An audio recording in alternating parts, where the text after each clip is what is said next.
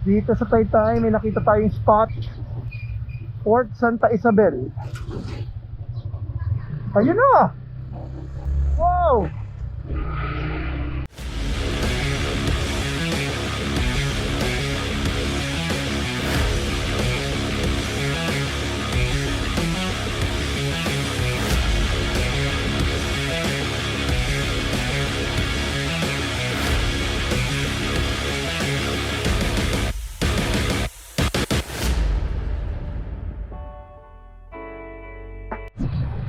Alright, mga parts, I think we reached another main thoroughfare.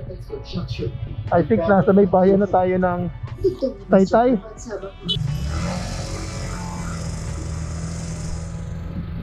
Alright mga parts, we arrived here sa Taytay. Taytay, Palawan, hindi Taytay, Rizal.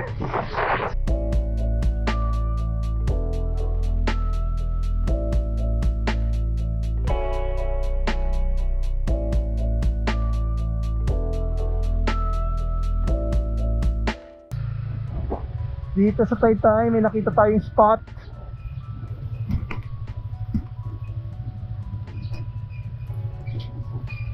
Fort Santa Isabel. Ayun na! Wow! Ayan na pala. Ganun lang siya kalapit from the bayan. That's Fort Santa Isabel. Puntahan natin.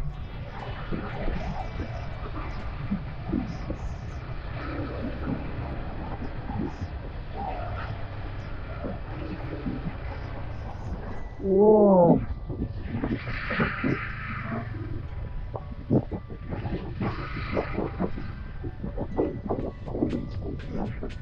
Okay, picture tayo dito.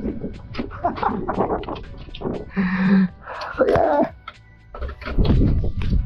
we are at Fort Santa Isabel. Ayan, motorin na lang natin yan, medyo malayo. Pero punta tayo dito sa... Good morning po. Good luck. Hi, good morning. First time. Manila. Galing akong El Nido. Nagmotor lang papunta dito. Pabalik ng puerto. Sige, makikipasyal ako ha. Sige po. Thank you. Nice. So, very friendly locals. So this is Kutang Santa Isabel. Hi, good morning po. Nice. Baka makalimutan ko magpa-picture. Mamaya. Sige po, makikitour po. Ay, sir, good morning po. Good morning. Meron po tayong entrance fee, sir. Sure po. Magkano? 80 pesos. 80 pesos. Sige po, mag-register po dito. Opo. Sige, Alright. sir. Sige Thank po. you. So today is 12/26. So, a bit of history. Kailan ba to? 1800s. But basically, this is the history. Sa hilagang bahagi ng Palawan, sa bayan ng Taytay, matatagpuan ang isang pinakamatandang kuta sa buong isla, ang Fort Santa Isabel. Tahimik ngayon, ngunit noong panahon ng kolonyalismo, ito ang naging tagapagtanggol ng buong bayan. Itinayo ang kuta noong 1667 ng mga Kastila. Ang layunin nito ay protektahan ng Taytay laban sa mga Moro pirate raids na madalas umatake sa mga baybayin ng Palawan noong ika-17 siglo. Pinangalanan itong Fort Santa Isabel bilang parangal kay Isabela II, ang reyna ng Espanya noong panahon yon. Dahil sa lokasyon nito sa tabi ng dagat, madaling matanaw ng mga sundalo ang mga paparating na sasakyang pandagat ng mga kalaban. Ang kuta ay ginawa gamit ang coral stones or limestones, karaniwang materyales sa mga Spanish fortification sa Pilipinas. Sa loob ng mga pader na ito, naninirahan ang mga sundalo. May maliit na kapilya, imbakan ng armas, at lugar para sa mga bantay. Noong ika-18 at ika-19 na siglo, naging mahalagang sentro ng administrasyon ng Taytay sa Hilagang Palawan. Sa katunayan, bago pa umusbong ang Puerto Princesa, ang Taytay ang isa sa pinakapangunahing kabisera ng Palawan. Ngayon, ang Fort Santa Isabel ay isa ng historical landmark at isa sa pinakapreserbadong Spanish fort sa Palawan. Isa itong paalala ng mahaba at makulay na kasaysayan ng Taytay. Mula sa pananakop hanggang sa pagbangon ng bayan. Sa bawat bato ng kuta, may kwento ng pakikipaglaban, katapangan at pag-asa. Ito ang Fort Santa Isabel, tahimik na saksi sa kasaysayan ng Palawan. Sige po, tutur na po kami. Tutur na po ako. Baba na lang po yung resibo po. Sige lang po, no worries po. Salamat. Okay.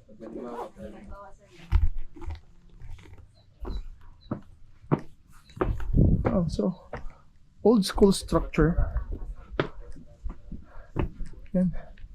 Tayo naman mahilig na sa history. So, obviously, this is a fortress. Mamaya na tayo dyan. Dito na muna tayo. For some... Kilala ko to. Ginagamit ko tong image na to. For some of my contents. Ayan. So, welcome to the tour sa Port Isabel. Dito sa Taytay. And, again, enjoy natin ang pag-ikot-ikot natin. Okay. 1721. Ayan. Wow. Sige. Ay, nakalock. So, I think this is a warehouse. Warehouse lang to. Ayan yung photo. Okay. Sige. Tour na tayo sa labas. Yun lang yung pinto kanina, parang control room.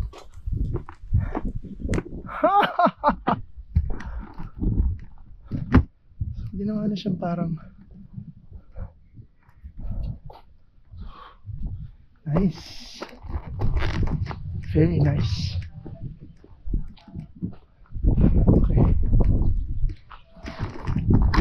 Ikutin natin lahat kada sulok. At tara mag-explore.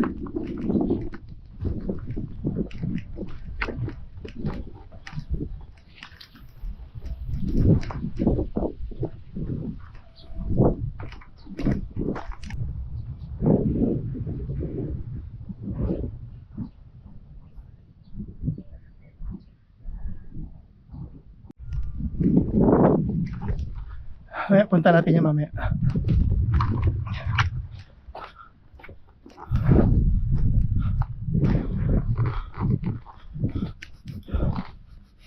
Kala ko may wala naman. Uy, ang linaw ng tubig sa labas, oh.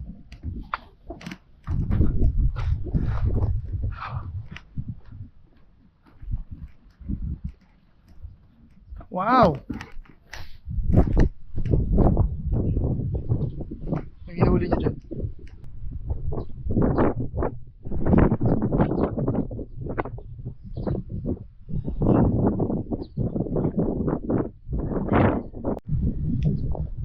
So yan yung signage ng Taytay. Imagine nyo, noong unang panahon, ayan o, may kanyon. Well, hindi ko alam kung yung kanyon na yan is, yan yung original or if it's, yan talaga yung nagamit. I'm not so sure. Pero, imagine yung mga kalaban nandyan. Mga kalaban!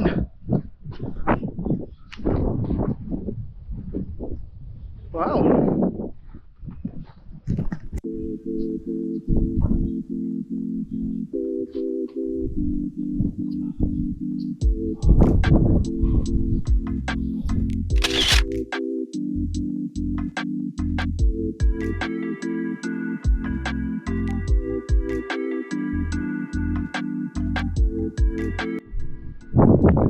Alright, so tuloy na natin pag-ikot natin. I think nandun yung munisipyo sa part na yun. So,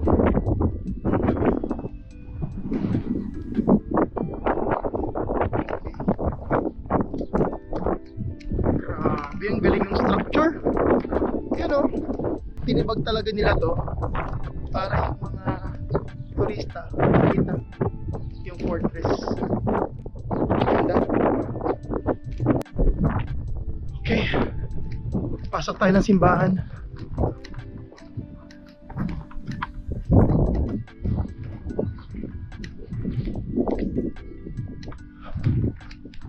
Ganda naman ng view. Ay, thank you po. Thank you po.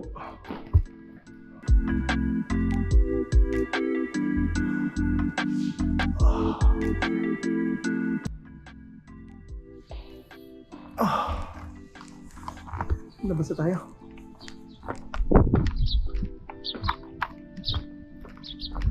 So yeah, basically yun lang naman yung port. Tingin tayo dun sa harap. Ayan.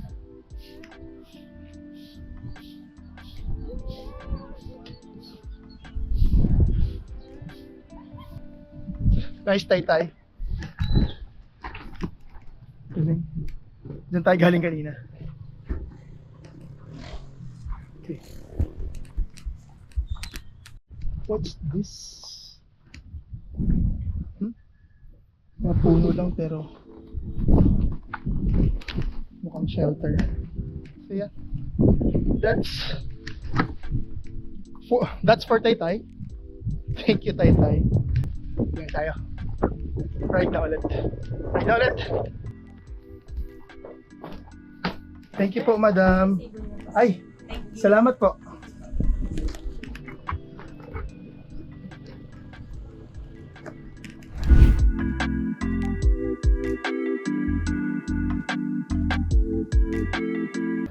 Pero daan tayo sa port.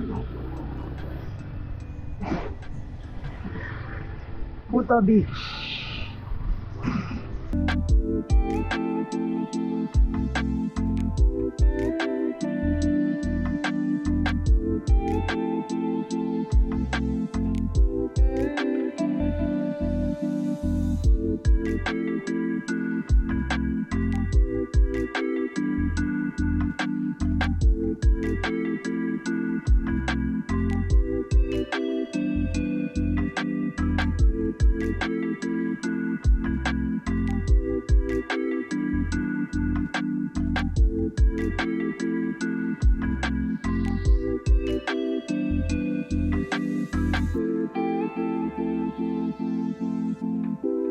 Alright, so we are back mga parts dito sa may rotonda ng Taytay papunta kay El Nido.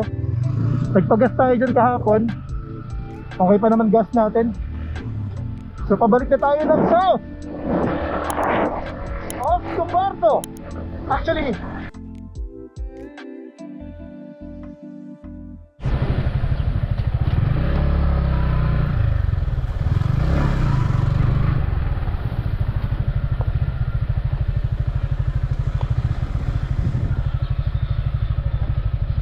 alright mga parts, lakad-lakad tayo ng konti. Ayun yung motor natin.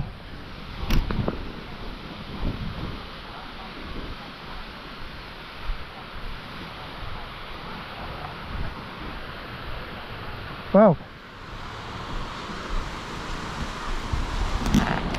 Welcome to the beaches of San Vicente. Look at the sand. Pinong-pino. Pero a bit gray siya. So doon ang destination natin next time. I can stay here.